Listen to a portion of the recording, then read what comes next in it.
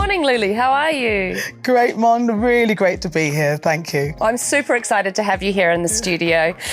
So AWS has recently joined Tech Diversity as a foundational member. And this is a partnership you and I have been very passionate about. We've done lots of work around it, which is great. So before we dive into our interview today, just tell the audience a little bit about the work that Tech Diversity does. Oh, goodness me. I mean, Tech Diversity, last year was our 10th year. So for an organisation that initially started out to drive a broader conversation around what diversity means beyond gender.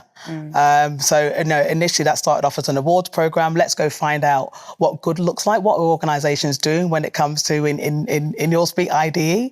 So the inclusion, diversity and equity. So we can see what we can do and how we can improve as a nation and the impact that that can have on society.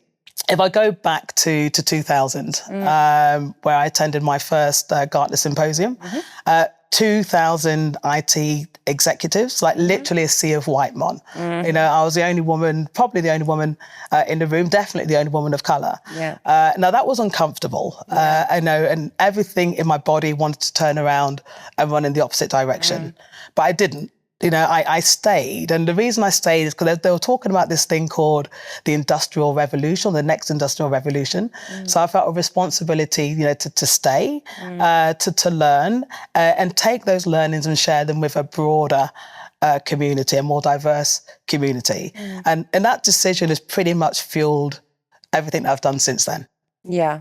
And the data is still a bit stark, right? Yes. We're not reflecting the society that you and I live in. So 31% of IT workers in Australia are women, and the representation of Indigenous Australians is still sitting at less than 1%. So when you look at the latest findings in your survey, what do you think is the most urgent gap we need to solve? So we've got 54% of women that respond to the survey. Fantastic. But men are dominating the IT and technology roles. Yes. So this is where the challenge starts. Women often sit within the HR, the marketing, the customer service, which are great. They're brilliant roles. But when there's a budget cut, they're often the ones that get, those roles are the ones that get hit first. And they're not part of the technology decisions. So this is the problem.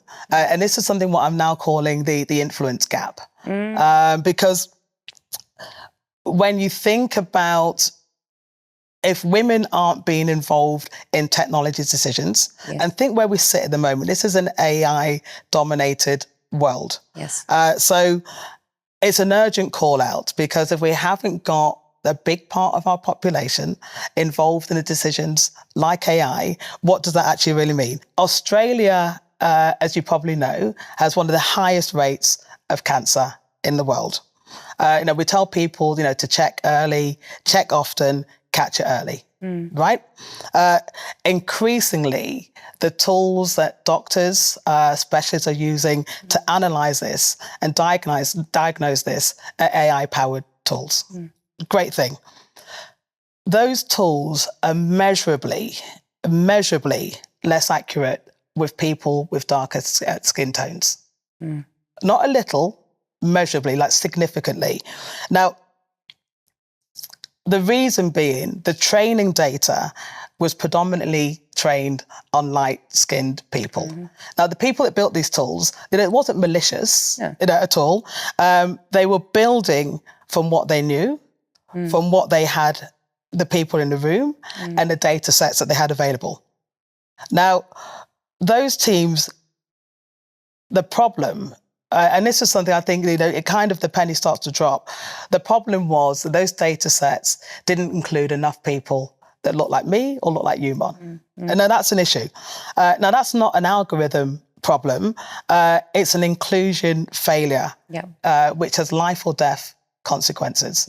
So when we're talking about the importance of understanding who we are, the importance of understanding who's in the room, who's driving the decision, what's the diversity of representation that's included there. So I think, the passion behind it, Mon, the need to understand all of this information beyond what people typically do around counting heads. We're in a real moment of time where that influence gap, asking yourself who's making a decision, who's in the room, couldn't be more prevalent than it is now. So I really like this term, the influence gap. And you mentioned before, when we talk about the tech industry, we're not just talking about the tech roles. We're talking about, we had Sam in earlier, we're talking about the marketing roles, the HR roles, and women in those roles can still have influence. That's it. And so if there was a call to action that you were going to have for the women who are listening today, what would it be? Recognize that your point, your voice, your experience is really important. Wow, amazing. Hey, thanks so much for being with me today. I will sign up for the course. You can sign me up. Sign up for the course and do the study. Absolutely. Yeah, that's right. So thanks for being here. My pleasure. Thanks everyone for listening.